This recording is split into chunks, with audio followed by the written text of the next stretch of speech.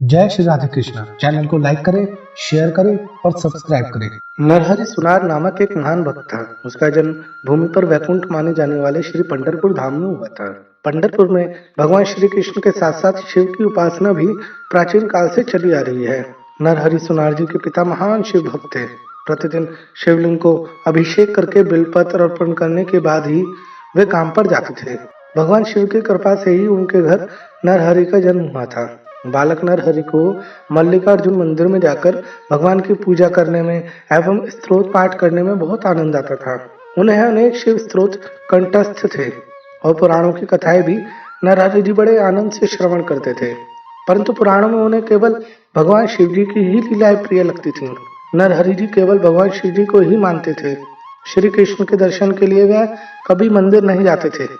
पंढरपुर में भगवान विट्ठल के लाडले संत श्री नामदेव का कीर्तन भी नित्य हुआ करता था। सब गांववासी वहां जाते थे, परंतु नरहरि जी कभी नहीं जाते थे। कारण केवल इतना ही था कि संत नामदेव श्री कृष्ण के भक्त थे। कुछ समय बीतने पर नरहरि के माता पिता ने सोचा कि इनका विवाह करा दिया जाए। नरहरि के माता पिता ने उन्हें बुलाया और उनके विवाह की इच्छा व्यक्त की। उन्होंने कहा, मैं आपकी आज्ञा का पालन करूंगा, परंतु मेरी एक शर्त है। पिताजी, आपको ज्ञात है कि हमारा घर एक शिवालय बन गया है। मेरी यही शर्त है कि मेरी पत्नी मेरी शिव भक्ति में बाधक ना बने। पिताजी ने कहा, ठीक है, हम ऐसी ही भक्त कन्या तुम्हारे लिए देखेंगे। कुछ ही दिनों में गंगा नाम की एक सरल कन्या से नरहरि जी का विवाह हो गया।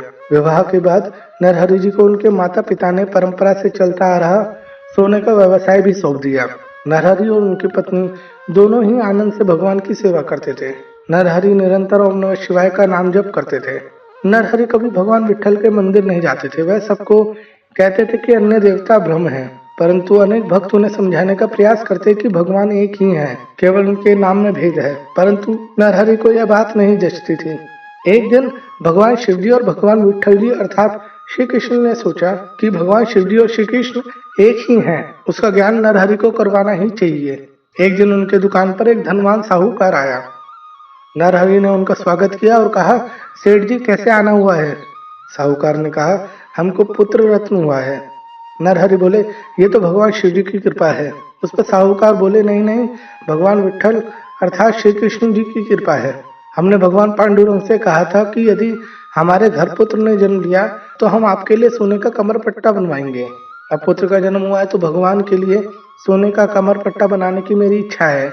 नरहरि ने कहा, अच्छा है, पंढरपुर में अन्य बहुत से सुनार हैं, आपको कोई भी कमर पट्टा बनवा कर दे देगा। साहूकार ने पूछा, आप क्यों नहीं बना सकते? आप तो सबको आभूषण बना कर देते हैं। नरहरि जी ने बताया, हमसे नहीं हो पाएगा। हम तो भगवान शिव जी के भक्त हैं, हम सबको शिव जी ही मानते हैं। उस पर साहूकार बोले, तो फिर भगवान विट्ठल को भी शिव रूप मानो, हरि हर तो एक ही है। नरहरि जी बोले, ऐसा आपको लगता होगा, परंतु मुझे ऐसा नहीं लगता। साहूकार ने उन्हें बहुत समझाया, परंतु नरहरि जी नहीं माने। अंत में साहूकार ने कहा, पंढरपुर में आप बहुत कुशल कारीगर के रूप में प्रसिद्ध हैं। आपके हाथ से यह आभूषण बने, यही मेरी इच्छा थी, इसलिए मैंने आपसे बनवाने को कहा था। नरहरि जी ने उन्हें बताया कि वे शिव मंदिर को छोड़कर अन्यत्र किसी भी मंदिर में प्रवेश नहीं करते, इसलिए वे विट्ठल की मूर्ति की कमर का नाप नहीं ले सकेंगे। साहूकार को उसी समय एक युक्ति सूझी और उन्होंने कहा कि ठीक है, मैं भगवान विट्ठल की कमर का नाप लेकर आता हूँ, आप उसी नाप से कमर का आभूषण बनवा देना। नरहरि ने उनकी बात और इच्छा का मान रखते हुए आभूषण बनाने का काम ले लिया। साहूकार जी ने कहा, 2 दिन बाद एकादशी है, उस दिन सुबह तक आभूषण तैयार रखना, मैं तुरंत भगवान की कमर का नाप लेकर आता हूँ। भगवान की कमर का नाप मिल गया और नरहरि सुनार ने आभूषण बनाने का काम भी आरंभ कर दिया। नरहरि जी ने अत्यंत सुंदर रत्न जड़ित कमर पट्टा बनवाकर तैयार किया। एकादशी के दिन साहूकार के घर महापूजा की तैयारी आरंभ हो गई। पीताम्बर पहनकर चांदी की थाली में पूजा की सामग्री और आभूषण लेकर सबके साथ श्री विट्ठल मंदिर गए। महापूजा संपन्न होने के बाद साहूकार ने कमर का आभूषण भगवान को पहनाने के लिए जैसे ही लिया तो आश्चर्य, वह तो नाप से 4 उंगली अधिक था। साहूकार को थोड़ा क्रोध आया। उन्हें लगा कि नरहरि सुनार ने जानबूझकर ऐसा कार्य किया है। फिर उन्होंने विचार किया, नरहरि भले ही शिव भक्त है, परंतु वह कपटी अथवा दुष्ट नहीं है। साहूकार ने अपने एक सेवक को नरहरि सुनार के पास कमर पट्टा लेकर भेजा। नरहरि ने साहूकार के सेवक को पूछा, क्या कहते हो, उन्हें आभूषण पसंद तो आया ना? सेवक ने कहा, उत्तम है, परंतु 4 उंगली बड़ा है। सब परेशान हो रहे हैं, 4 उंगली कम कर दीजिए। नरहरि जी को आश्चर्य लगा, उन्होंने 4 उंगली कम कर दिया। सेवक ने कमरपट्टा ले जाकर साहूकार को दिया। साहूकार पुनः वह कमरपट्टा भगवान पांडुरंग की कमर पर बांधने लगे। तो आखिर क्या देखते हैं कि कमरपट्टा अब की बार 4 उंगली कम हो गया है। अब तो साहूकार स्वयं चलकर नरहरि सुनार की दुकान पर गए। पीताम्बर पहने साहूकार को आते देखकर नरहरि ने कहा, सेठ जी, ऐसी पूजा के बीच में ही पीताम्बर पहने कैसे आ गए? साहूकार बोले, क्या बताऊं, अब यह कमरपट्टा 4 उंगली कम पड़ रहा है। नरहरि ने बताया, भगवान शिव जी को साक्षी मानकर कहता हूँ कि मैंने आभूषण दिए गए नाप के अनुसार ही बनाया है। साहूकार बोले, मैं भी भगवान पांडुरंग को साक्षी मानकर कहता हूँ कि पहले आभूषण 4 उंगली अधिक और अब 4 उंगली कम हो गया है। देखिए, मुझे लगता है कि आपकी छवि खराब ना हो, इसलिए आप स्वयं मंदिर में आकर कमरपट्टा ठीक कर दीजिए।